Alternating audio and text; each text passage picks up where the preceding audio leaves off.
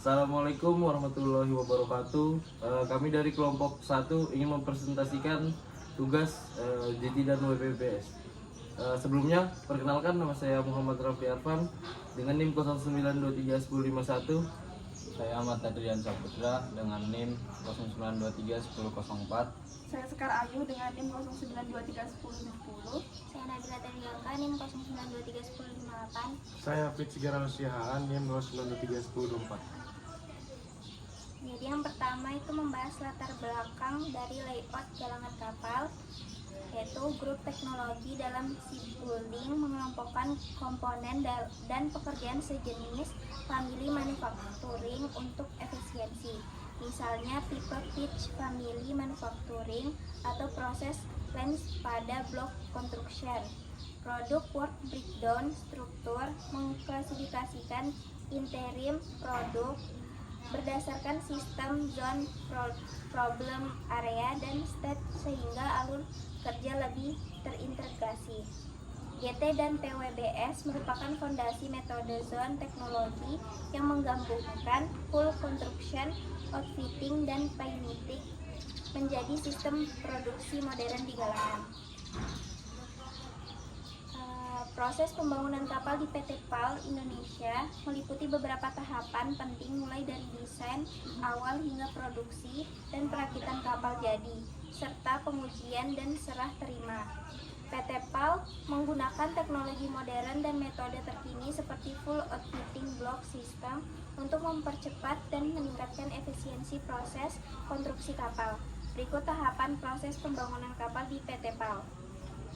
Yang pertama ada perencanaan dan desain kapal. PT PAL mengawali proses dengan tahap desain dan engineering secara kompresif menggunakan bantuan software komputer seperti Tribon untuk menghasilkan gambar dan dokumen.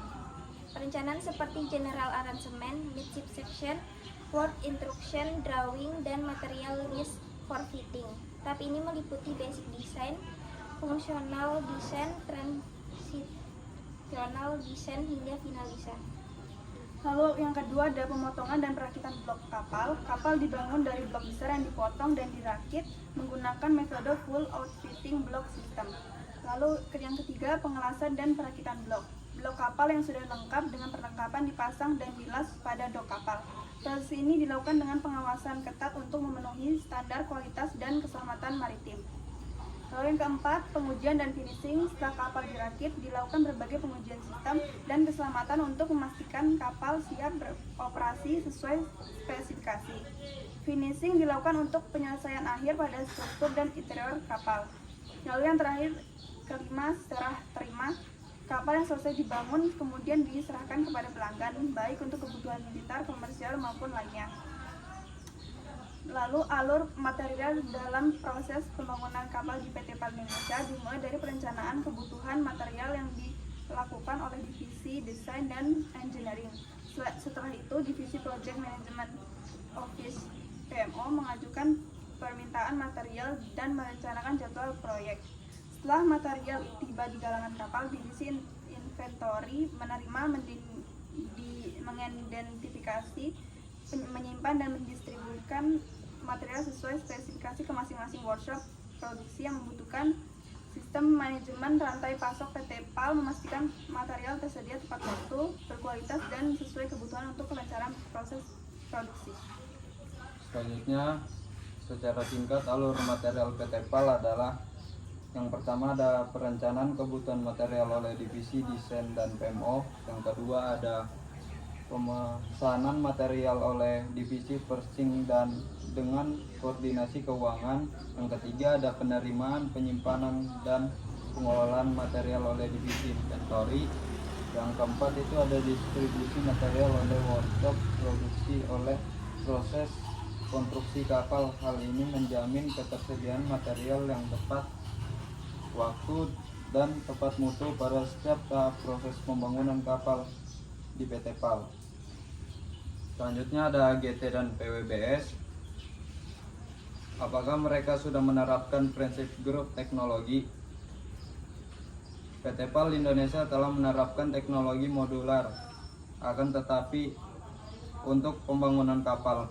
PKR, perusak kapal rudal, studi kesiapan modular pada PT PAL. Proyek kontainer 100 TEUS menunjukkan kapasitas dan teknologi yang relatif tinggi untuk modularisasi, tetapi untuk memaksimalkan GT secara menyeluruh karena variasi produk, isu organisasi, dan kebutuhan integrasi informasi dan supply chain. Selanjutnya, apakah PWBS dapat dipetakan oleh proses produksi mereka? PWBS dapat dipetakan, sebagian sudah diadopsi oleh praktik modular, namun implementasi PWBS yang lengkap seperti produk, subassembly, block, outfit unit, zonasi perlu penguat dokumentasi, tooling, dan PLM RP, jadi perlu standar klasifikasi. Identifikasi kelebihan dan kekurangan perusahaan tersebut jika dibandingkan dengan teori GT dan PWBS dalam buku Ship Production. PT PAL Indonesia dapat dengan bangga menyandang gelar sebagai satu-satunya produsen kapal di Indonesia yang memiliki kemampuan membangun kapal perang. Kualitas dan keandalan kapal yang dihasilkan juga telah diakui secara internasional. Perusahaan ini juga didukung oleh sumber daya manusia yang berkompeten dan berkualitas. PT PAL Indonesia memiliki tim ahli yang berdedikasi dan berpengalaman dalam industri galangan kapal. Sayangnya, PT PAL Indonesia masih menghadapi beberapa kelemahan yang perlu diperhatikan. Salah satunya kurangnya fleksibilitas dan diversifikasi produk. Perusahaan umumnya terfokus pada produksi kapal perang, namun perlu mencari peluang untuk memperoleh portofolio produknya. Diversifikasi ini akan membantu PT PAL Indonesia menciptakan pangsa pasar yang lebih luas dan mengurangi risiko yang terkait dengan ketergantungan pada proyek kapal perang. Selain itu, infrastruktur yang terbatas juga menjadi kendala bagi PT PAL. Meskipun perusahaan telah melakukan investasi dan dalam peralatan dan fasilitas, namun jalan yang sempit dan kurangnya konektivitas ke pelabuhan laut masih menjadi hambatan dalam proses pengiriman dan pembuatan kapal-kapal. Berikut adalah diagram integrasi yang menunjukkan hubungan antara shipbuilding proses perusahaan dengan kerangka GT dan PWBS. Yang pertama itu dimulai dari strategi, kebijakan, standarisasi modular dan GT. Dilanjut dengan definisi struktur produk, dilanjut dengan hierarki produk, lalu ke perencanaan dan penjadwalan, baru ke eksekusi produksi, konstruksi blok dan outfit,